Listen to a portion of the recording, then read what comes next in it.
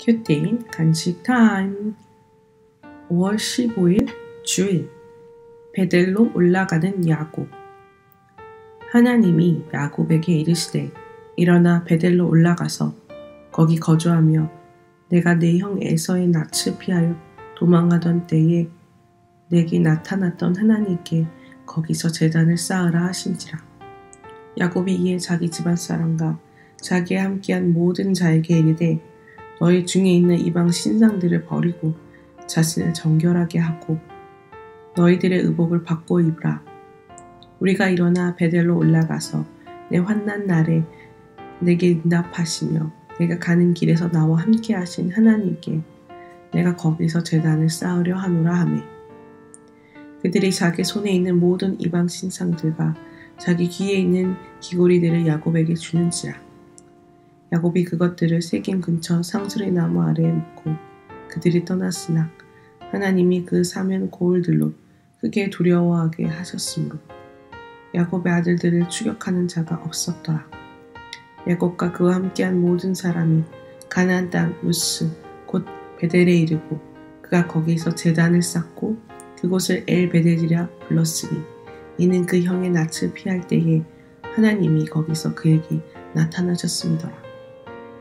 리브가의 유모 드보라가 죽음에 그를 베델 아래에 있는 상수리 나무 밑에 장사하고 그 나무 이름을 알론바굿이라 불렀더라. 야곱이 바다메람에서 돌아오매 하나님이 다시 야곱에게 나타나사 그에게 복을 주시고 하나님이 그에게 이르시되 내 이름이 야곱이지만은 내 이름을 다시는 야곱이라 부르지 않겠고 이스라엘이 내 이름이 되리라 하시고 그가 그의 이름을 이스라엘이라 부르시고 하나님이 그에게 이르시되 나는 전능한 하나님이라 생육하며 번성하라. 한 백성과 백성들의 총회가 내게서 나오고 왕들이 내 허리에서 나오리라.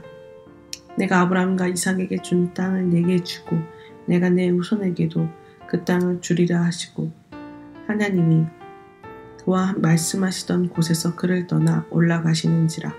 야곱이 하나님이 자기와 말씀하시던 곳에 기둥 곧 돌기둥을 세우고 그 위에 전제물을 붓고 또 그 위에 기름을 붓고 하나님이 자기와 말씀하시던 곳의 이름을 베델이라 불렀더라. 그들이 베델에서 길을 떠나 에브라스에 이르기까지 얼마간 거리를 둔 곳에서 라헬이 해산하게 되어 심히 고생하여 그가 난산할 즈음에 산파가 그에게 이르되 두려워하지 말라. 지금 내가 또 등남하느니라 하매 그가 죽게 되어 그의 혼이 떠나려 할 때에 아들의 이름을 베논이라 불렀으나 그의 아버지는 그를 베냐민이라 불렀더라. 라헬이 죽음에 에브라 곧 베들레헴 길에 장사되었고 야곱이 라헬의 묘비에 비를 세웠더니 지금까지 라헬의 묘비라 일컫더라. 이스라엘이 다시 길을 떠나 에델 망대를 지나 장막을 쳤더라. 이스라엘이 그 땅에 거주할 때에 르우벤이 가서 그 아버지의 첫 비라와 동침하며 이스라엘이 이를 들었더라. 야곱의 아들은 12이라. 하나님이 야곱에게 베델로 돌아가라고 말씀하셨지만 그는 편안한 세겜에 안주했습니다. 그러다가 디나의 사건을 겪고 나서야 하나님의 명령에 순종합니다. 야곱은 이방 신상을 모두 버리고 자신과 집안 사람들을 정결하게 합니다. 그리고 베델에 이르러 제단을 쌓고 그곳을 엘 베델이라 부릅니다. 하나님은 우리에게 우상 숭배의 자리에서 떠나 예배의 자리로 가라고 명하십니다. 성도는 죄악된 습관과 행동을 회개하고 끊어내므로 내적인 개혁을 이루어야 합니다. 하나님의 부르심에 순종하여 적용하면 사탄이 한 길로 왔다가 7길로 도망갑니다. 하나님을 온전히 예배하고자 내가 회개하고 끊어내야 할 죄악된 습관이나 행동은 무엇입니까? 야곱은 리브가의 유모인 드보라를 상수리 나무 밑에 장사합니다. 바단 아람에서 돌아온 야곱에게 하나님은 복을 주시고 그의 이름을 속이는 자 야곱이 아닌 이스라엘로 바꾸어 부르십니다. 그리고 아브라함과 이삭에게 주신 땅에 대한 약속을 말씀해 주십니다.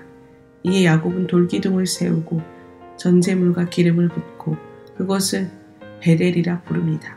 베델은 야곱이 하나님의 약속을 받고 자신으로 인해 모든 땅에 하나님 나라가 펼쳐지리라는 사명을 받은 곳이기도 합니다. 내가 아무리 연약하고 초라할지라도 하나님은 나에게 복을 주시고 약속의 말씀을 이루십니다. 하나님이 나에게 주신 복이 사명으로까지 이어지게 되었습니까? 주께서 내게 주신 복과 사명은 무엇입니까? 야곱과 식구들이 에브라스로 가던 도중 라헬은 힘겹게 아들을 낳고서 이름을 베논이라 짓습니다. 하지만 야곱은 그를 베냐민으로 바꿔 부릅니다. 자신을 이스라엘로 부르신 하나님의 언약이 라헬의 죽음으로 깨질 수 없음을 믿었기 때문입니다. 그래서 야곱은 리브가의 이모 드보라를 매장할 때는 통곡했지만 라헬의 묘비를 세울 때는 울지 않았습니다. 내게 일어난 사건을 말씀으로 해석하고 내 현재의 이유를 깨닫게 되면 죄와 중독은 끊어지고 슬픔 속에서도 위로를 얻습니다. 슬픔의 사건에서도 말씀과 힘으로 위로를 얻게 된 적이 있습니까? 기도하기입니다. 우상을 섬기던 죄의 자리에서 돌이켜 하나님만을 예배하는 자리에 서기를 원합니다.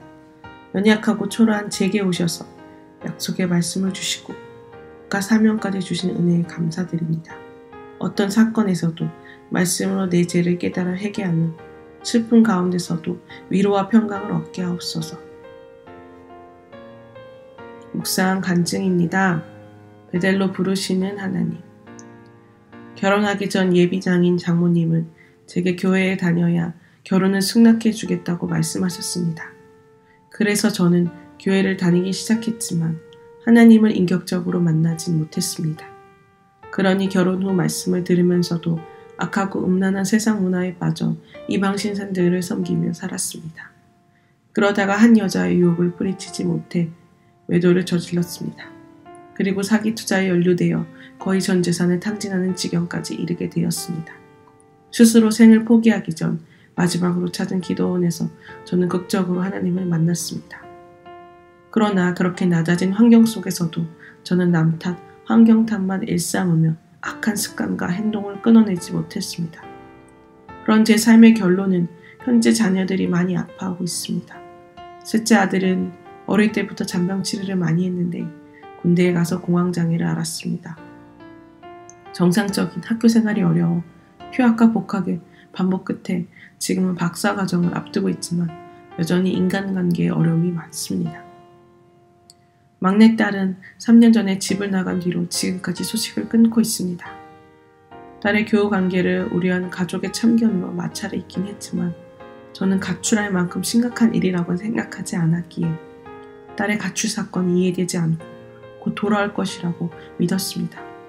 딸이 재학 중인 대학교 사무실을 통해 학교를 잘 다니고 있다는 사실만 알고 있는 채로 1년이 지난 후 조심스럽게 실종 신고를 하여 딸과의 통화가 이루어졌습니다.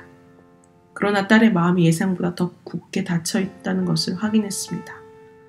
다시 1년 뒤에 저는 큰아들의 결혼식을 앞두고 딸이 일하는 가게를 몰래 찾아가 멀리서 얼굴만 보고 돌아섰는데 그 사실을 알게 된 딸은 종적을 감추었습니다. 그동안 공동체에서 자녀 문제를 나누고 또 물으면서 자녀들이 저의 온전한 회개와 구원을 위해 수고하고 있음을 깨닫게 되었습니다. 질곡의 세월에도 불구하고 여전히 세겜에 머물고 있던 야곱에게 하나님이 베델로 가서 제단을 쌓으라고 말씀하신 것처럼 제게도 세겜과 같은 이방 문화를 떠나라고 자녀 고난을 통해 말씀하십니다. 자녀들의 상처가 회복되는 그날까지 하나님의 부르심에 감사하고 예배의 제단을 잘 쌓으며 가겠습니다. 적용하기입니다. 자녀들의 상처가 치유되고 예배가 회복되도록 매일 10분 이상 기도하겠습니다. 딸의 친구들에게 문제 부모로서 용서를 구하며 딸의 귀가를 도와달라고 부탁하겠습니다.